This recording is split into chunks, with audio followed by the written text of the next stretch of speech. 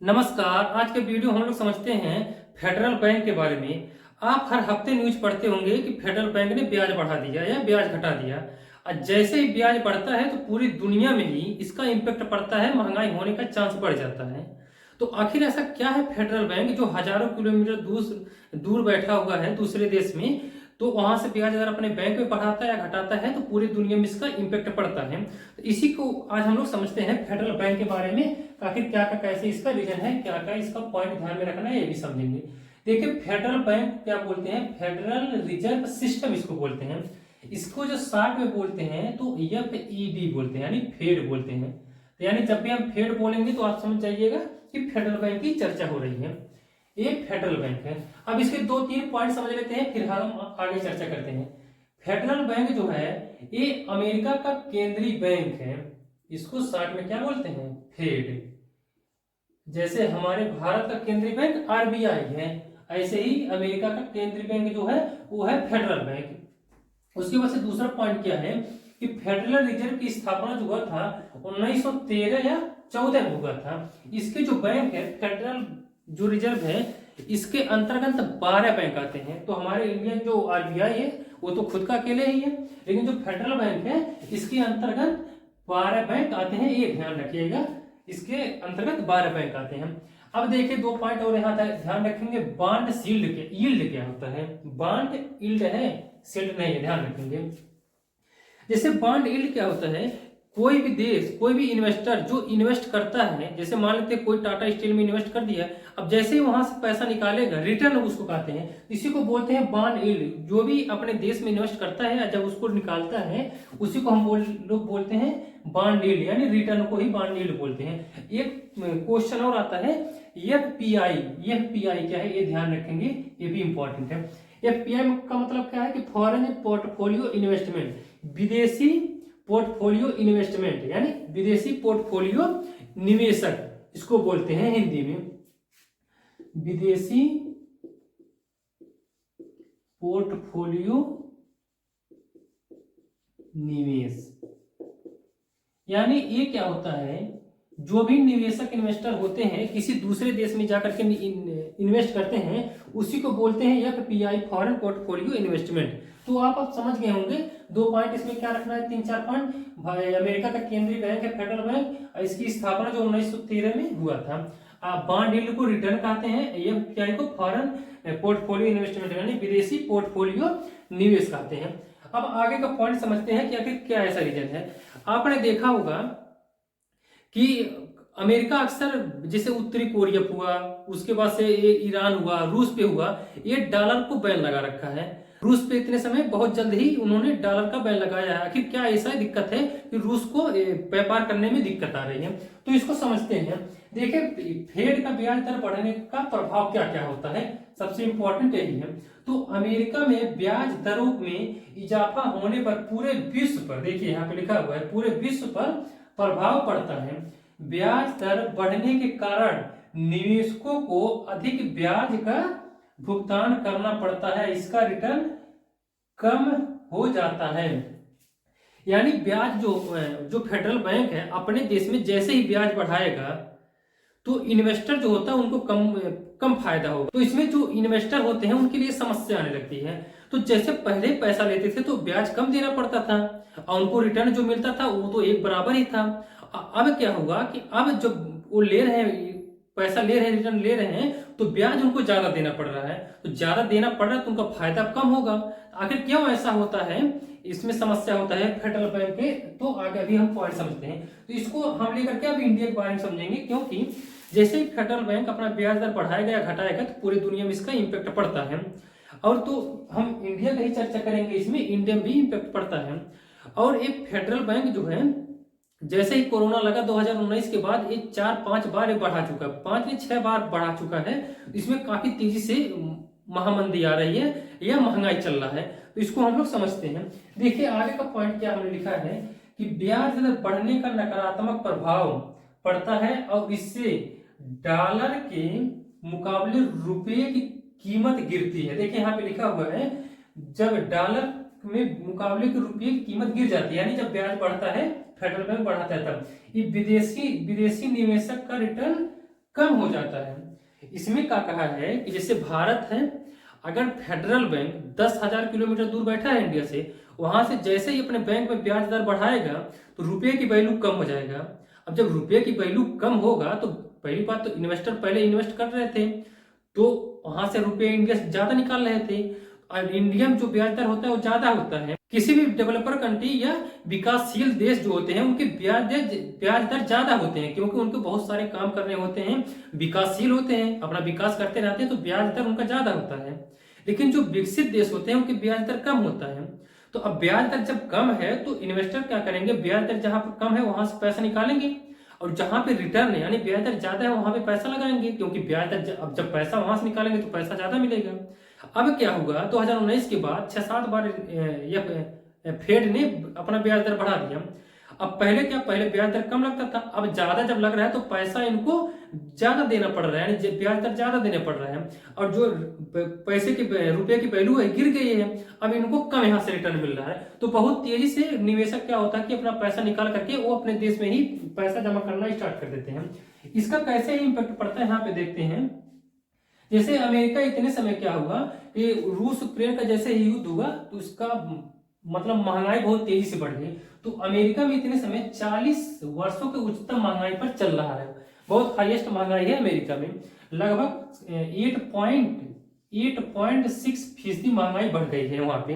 इससे क्या हुआ, अब महंगाई जब बढ़ गई है तो अमेरिका कंट्रोल करने के लिए ब्याज दर बढ़ाएगा। अच्छा, ब्याज दर बढ़ाएगा तो इससे महंगाई कैसे कंट्रोल होगा, तो देखिए जब ब्याज दर बढ़ा देगा तो जो लोन लेने वाले रहेंगे वो पैसा कम निकालते हैं, क्योंकि उनको लगता है कि अरे यार ब्याज दर बढ़ गया है, अब पैसा लेंगे तो हमको ज्यादा पैसा देना पड़ेगा, तो लोन कम लेते हैं। जब लोन कम लेंगे तो मार्केट में पैसा कम खर्चा होगा, और जब पैसा कम खर्चा होगा तो जो उसके सामान होंगे, सामान की वैल्यू कम होगी तो ऑटोमेटिक अपना दाम गिर जाएगा। आप ऐसे एक क्वेश्चन मान लेते हैं, जैसे मान लेते हैं आपने लोन लिया, अब लोन लिया कार खरीदने के लिए, आपने कार तो खरीद लिया। अब इंडिया में अगर देख लेते हैं अरबों की जनसंख्या है, और सबने अगर लोन लेकर के कार खरीदे तो कार की डिमांड बहुत तेजी से बढ़ गई। अब ऐसा तो नहीं था, कार वालों को पहले से पता था कि लोन लेंगे लोग कार खरीदेंगे, लेकिन अचानक में अगर लोन ले रहे हैं तो कार खरीद रहे हैं तो कार की डिमांड बढ़ा, और जैसे कार का डिमांड बढ़ा तो कार वालों ने क्या किया, कहा कि भैया 50,000 रुपये हम ज्यादा लेंगे। और होता भी है, इंडिया में देख भी रहे होंगे ज्यादातर गाड़ी अपनी महंगा कर रही है, अब कह रहे 50,000 रुपये ज्यादा लेंगे क्योंकि ग्राहक तो बहुत है, कहाँ जाएंगे ये सब। अब जैसे ही कार का डिमांड अगर 50,000 बढ़ेगा तो उनके जो लेबर होंगे, लेबर चार्ज भी बढ़ेगा। अब लेबर चार्ज बढ़ेगा तो उनको पैसा मिलेगा तो जाकर मार्केट खर्चा करेंगे। मार्केट में पहले जो 15 दिन में पनीर खाता था, अब का पता चला 5 दिन में ही पनीर खाना स्टार्ट कर दे, अब पनीर का डिमांड बढ़ गया। अब कपड़ा जो होता है जो पहले 1 महीना में खरीदता था, अब हर 15 दिन में कपड़ा खरीदना स्टार्ट कर दिया, क्योंकि उनके पास पैसा ज्यादा है। तो अब भाई कपड़े का डिमांड बढ़ गया, तो जैसे ही डिमांड बढ़ेगा तो ऑटोमेटिक वो अपना वैल्यू ज्यादा बढ़ाएंगे, यानी दाम ज्यादा कर देंगे, और जैसे ज्यादा दाम करेंगे तो महंगाई ऑटोमेटिक आने लगता है। और उसी को कंट्रोल करने के लिए हर देश में जो केंद्रीय बैंक होता है वो क्या करता है, ब्याज दर बढ़ा देता है, और जैसे ही ब्याज दर बढ़ाएगा तो लोन कम लोग लेंगे क्योंकि उनको ज्यादा चुकाना पड़ता है। तो यहाँ पे समझने की कोशिश करेंगे आप लोग जैसे हमने एग्जाम्पल में लिया है $100 पे मान लेते हैं $1 ब्याज लगता है, पहले लगता था। अब अमेरिका में क्या होगा कि $100 पे ही $2 का ब्याज लग रहा है, यानी इसका ब्याज बढ़ गया है। यहाँ पे देखिए ना, हमने सिंबल बना रखा है। अब जैसे ही इसका ब्याज बढ़ा और रुपये की वैल्यू कम हुई। अब क्यों कम हुई, क्योंकि सबसे ज्यादा जो व्यापार होता है वर्ल्ड ट्रेड जो होता है वो किसमें होता है, आप जानते होंगे, इसमें कोई कंफ्यूजन है। वर्ल्ड ट्रेड जो होता है वो होता है डॉलर में, ठीक, ये होता है डॉलर में। अच्छा, डॉलर में होता है, लेकिन ऐसे क्या है रीजन आता है कि मतलब वर्ल्ड ट्रेड डॉलर में होता है तो समस्या आने लगती है दूसरे देश में। तो मान लेते हैं जैसे हमारे अपने देश में रुपया चलता है, 2016 में आपको पता होगा रुपया जैसे ही बंद हुआ था तो हमारा जो पड़ोसी देश नेपाल है इसमें 15 करोड़ रुपये थे जो इंडियन पैसे थे, नेपाल में 15 करोड़ रुपये थे। ऐसे भूटान में, बांग्लादेश में भी करोड़ों रुपये थे। लेकिन जैसे नोटबंदी अपने देश में हुआ, पूरा पैसा बर्बाद हो गया, नेपाल का, भूटान का, बांग्लादेश का। तो क्या करेंगे, कहां दूसरे को कैसे देंगे, क्योंकि जो आरबीआई नोट छापती है वो तो इंडिया में है ना। तो नेपाल में जो रुपया पड़ा है तो इंडिया ही लेगा, आरबीआई ले गया। अब आरबीआई ने बंद कर दिया तो कोई मतलब है नहीं उसका। तो ऐसे अमेरिका का फेडरल बैंक है, जैसे ही फेडरल बैंक डॉलर पे कभी बैन लगाएगा ना तो पूरे दुनिया पे इम्पेक्ट पड़ेगा। अगर वो कह देगा हम रूस पे डॉलर का बैन लगाते तो डॉलर में बिल्कुल रूस व्यापार नहीं कर पाएगा, क्योंकि सारे देश डर जाएंगे कि अगर डॉलर से व्यापार करेंगे तो समस्या हमारे लिए खड़ा हो सकता है, पता नहीं अमेरिका डॉलर लेगा कि नहीं लेगा। इसीलिए ऐसे ही इम्पेक्ट पड़ता है किसी भी देश की व्यापार वो डॉलर में ही होता है। तो वर्ल्ड ट्रेड जो होता है वो डॉलर में होता है। तो मान लेते हैं अब इसका कैसे रुपये की वैल्यू गिर जाता है यहाँ पे देखेंगे। तो अगर देखें, अगर कच्चे तेल का देख लेते हैं, कच्चे तेल पे ज्यादा प्रभाव पड़ता है, इसीलिए हम लोग तेल को लेकर के चलते हैं, क्योंकि सबसे ज्यादा इम्पैक्ट जो होता है कच्चे तेल पे पड़ता है। अब पहले मान लेते हैं ये $90 में एक बैरल, एक टंकी जो होता है 220 लीटर, उसको हम लोग बैरल बोलते हैं। यानी $90 में एक बैरल पहले मिलता था, एक बैरल तेल मिलता था। अब जैसे ब्याज दर बढ़ा तो क्या हुआ, ये $100 पे पहुंच गया, $100 पे अब एक बैरल मिलेगा। अब जैसे ही $10 इसमें बढ़ा है तो तेल अब किसी भी देश में जाएगा तो तेल का दाम भी बढ़ेगा। अब तेल का दाम जैसे बढ़ेगा तो उसका जो ट्रेड होता है ना, ट्रेड में भी बढ़ जाएगा, और ट्रेड बढ़ेगा तो ऑटोमेटिक सामान बढ़ जाएगा। भाई तेल डीजल से ही सारे गाड़ियां चलती हैं, कुछ भी होता है सब कुछ डीजल से ही होता है, कच्चे तेल से ही होता है, लेन देन जो भी व्यापार होता है, आना जाना ट्रांसपोर्ट का, ट्रांसपोर्ट बढ़ेगा तो ऑटोमेटिक सामान बढ़ जाएगा, सामान बढ़ेगा तो मार्केट में आएगा, लोगों से पैसा ज्यादा खर्च होना स्टार्ट हो जाएगा। यानी फेडरल बैंक जैसे ही ब्याज बढ़ाएगा तो रुपये की वैल्यू गिरेगी, उसके बाद से डॉलर का वैल्यू बढ़ जाएगा।